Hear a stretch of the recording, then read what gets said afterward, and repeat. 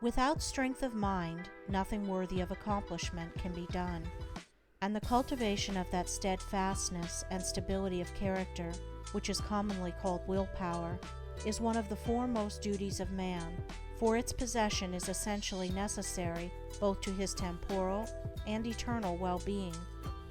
Fixedness of purpose is at the root of all successful efforts, whether in things worldly or spiritual, and without it, man cannot be otherwise than wretched, and dependent upon others for that support which should be found within himself.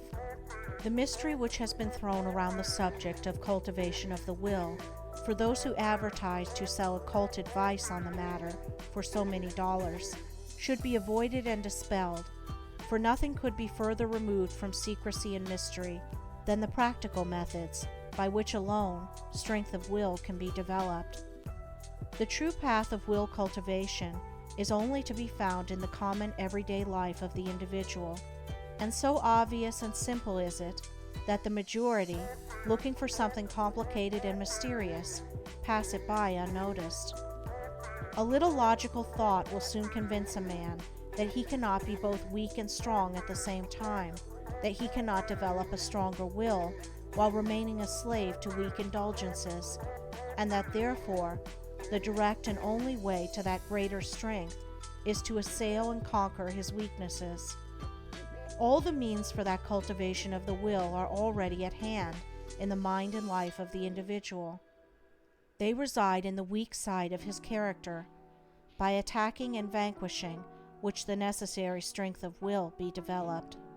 He who has succeeded in grasping this simple, preliminary truth will perceive that the whole science of will cultivation is embodied in the following 7 rules. 1. Break off bad habits. 2. Form good habits. 3. Give scrupulous attention to the duty of the present moment. 4.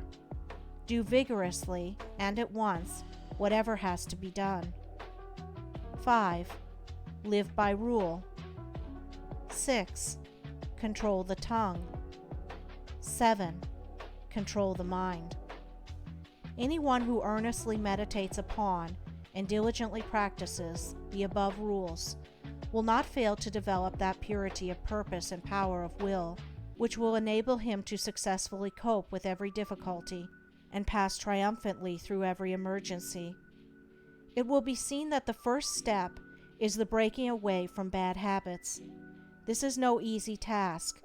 It demands the putting forth of great efforts, or a succession of efforts, and it is by such efforts that the will can alone be invigorated and fortified. If one refuses to take the first step, he cannot increase in willpower, for by submitting to a bad habit, because of the immediate pleasure which it affords, one forfeits the right to rule over himself, and is so far a weak slave.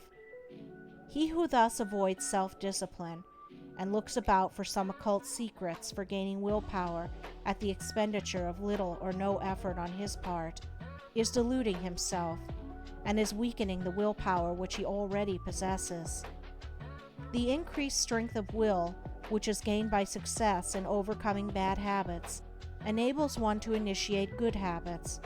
For while the conquering of a bad habit requires merely strength of purpose, the forming of a new one necessitates the intelligent direction of purpose. To do this, a man must be mentally active and energetic, and must keep a constant watch upon himself. As a man succeeds in perfecting himself in the second rule, it will not be very difficult for him to observe the third, that of giving scrupulous attention to the duty of the present moment. Thoroughness is a step in the development of the will which cannot be passed over. Slipshod work is an indication of weakness. Perfection should be aimed at, even in the smallest task. By not dividing the mind, but giving the whole attention to each separate task as it presents itself, singleness of purpose and intense concentration of mind are gradually gained, 2 mental powers which give weight and worth of character and bring repose and joy to their possessor. The 4th rule, that of doing vigorously and at once whatever has to be done, is equally important. Idleness and a strong will cannot go together, and procrastination is a total barrier to the acquisition of purposeful action.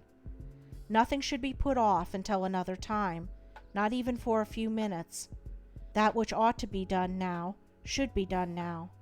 This seems a little thing, but it is of far-reaching importance. It leads to strength, success, and peace. The man who is to manifest a cultivated will must also live by certain fixed rules. He must not blindly gratify his passions and impulses, but must school them to obedience. He should live according to principle and not according to passion. He should decide what he will eat and drink and wear, and what he will not eat and drink and wear, how many meals per day he will have, and at what times he will have them, at what time he will go to bed, and at what time he will get up. He should make rules for the right government of his conduct in every department of his life, and should religiously adhere to them. To live loosely and indiscriminately, eating and drinking and sensually indulging at the beck and call of appetite and inclination, is to be a mere animal, and not a man with will and reason. The beast in man must be scourged and disciplined and brought into subjugation, and this can only be done by training the mind and life on certain fixed rules of right conduct. The saint attains to holiness by not violating his vows, and the man who lives according to good and fixed rules is strong to accomplish his purpose. The sixth rule, that of controlling the tongue, must be practiced until one has perfect command of his speech, so that he utters nothing in peevishness, anger, irritability, or with evil intent. The man of strong will does not allow his tongue to run thoughtlessly and without check.